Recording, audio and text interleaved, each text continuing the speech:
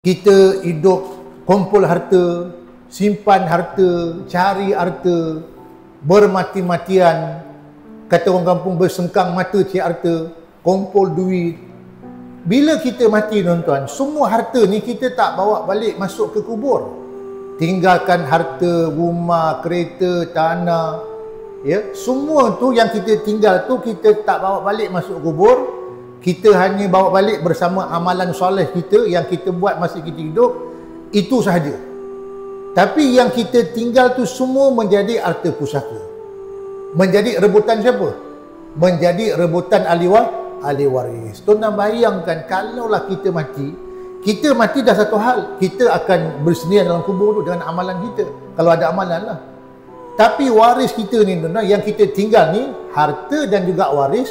Kalau kita mati tinggalkan harta yang banyak, tapi waris yang tidak berilmu, yang tak faham tentang pengurusan harta pusaka si mati, dia pun tak belajar, dia pun tak mengambil tahu tentang pusaka ni, rasa-rasa tuan-tuan agak-agak dia nak urus tak harta bapak dia, mak dia yang mati tu mengikut faraid.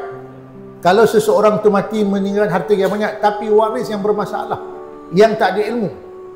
Tapi kalau dia mati ada harta, anak-anak dia pun berilmu, warak, bertakwa, iman pun kuat juga insya-Allah dia faham, dia akan menguruskan cara yang betul.